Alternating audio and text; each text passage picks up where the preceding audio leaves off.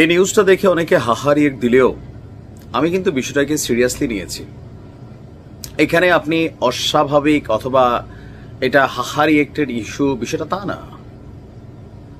এই মুহূর্তে ভারতের জন্য সবচেয়ে বড় যে ঝামেলার ক্যারেক্টারগুলো এদের মধ্যে আমাদের এনসিপির যে পোলাপাইনগুলো আছে, এরা প্রত্যেকে টার্গেটেড এবং কি এটা এরা নিজেরাও বোঝে যে ডক্টর মোহাম্মদ ইউনূসের সরকার সরে গেলে খুব সহজেই এদের জীবনও যেতে পারে। এটা কিন্তু আসলেই বাস্তব এবং আমরা যখন নিউজটি করছি অলরেডি আপনার এরকম চাঞ্চল্যকর তথ্য গণমাধ্যমে এসেছে। দৈনিক আমার দেশ পত্রিকায় যে নিউজটা ছাপানো হয়েছে সেই তথ্য অনুযায়ী ঘটনা কিন্তু সত্যর মতোই। দর্শক, সাম্প্রতিক সময়ে আমাদের একজন গ্যাংস্টার সুব্রত বাইন গ্রেপ্তার হয়েছেন, সাথে তার সহযোগী মোল্লা মাসুদ সহ আরো কয়েকজন সেনাবাহিনীর হাতে রিমান্ডে আছে। রিমান্ড থেকে একের পর এক চাঞ্চল্যকর তথ্য দিচ্ছে।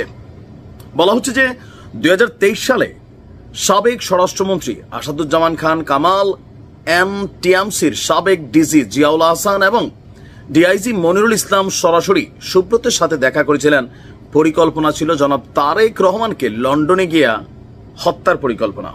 কিন্তু সরকারি প্রেক্ষাপট পরিবর্তনের পর, এই সরকার পতনের পর মিশন পরিবর্তন হয়েছে।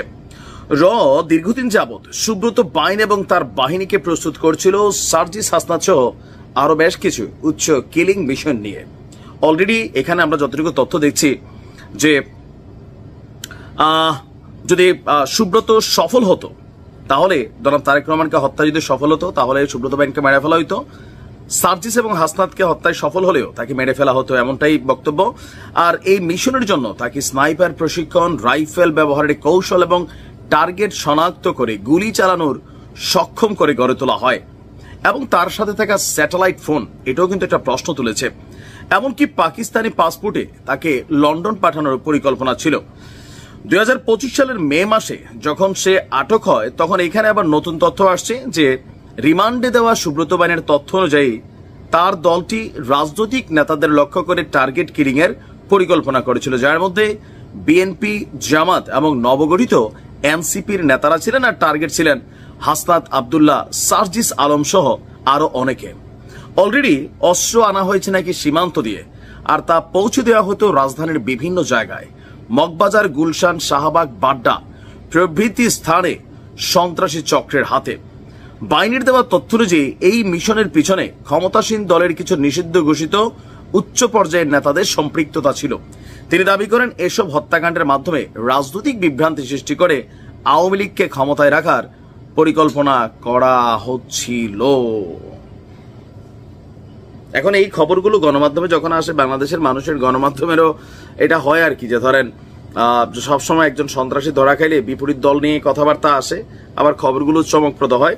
বাট আমি কিন্তু এটা বিশ্বাস করি, যদি ধরেন সুব্রত বাইন প্রকৃতপক্ষে রয়ের অ্যাপয়েন্টেড হয়, সে নাকি স্বীকার করছে তার অ্যাপয়েন্ট করছে, ট্রেনিং করছে, তো সেই অনুযায়ী সার্জিস, হাসনাত এবং এনসিপির প্রথম সারির কয়েকজন নেতা, বৈষম্য বিরোধী ছাত্র আন্দোলনের অনেক ছেলে পেলে বিভিন্ন সময় এরা কিন্তু ঝামেলায় পড়বে, এটা বাস্তব। এদের এতদিন একটা ব্যাকআপ ছিল যে আওয়ামী লীগ ছাড়া বাকি দলগুলো, বাট এখন রাইট নাও যে পর্যায়ে আছে এই পর্যায়ে আপনার মানে গ্যারান্টি নাই তো যে এদের আসলে শেল্টারটা কারা দিবে। ডক্টর ইউনূসের সরকার 19-20 হলেই এনসিপির জন্য কিন্তু আসলেই দুর্দিনে আসবে। শুধু এনসিপি না, মানে এদের যে বড় বড় নেতারা আছেন, তো এটাকে একবারে হালকা নেওয়ারও কিন্তু সুযোগ নেই। সাবধানে থাকা উচিত, সচেতন থাকা উচিত। ভালো থাকুন।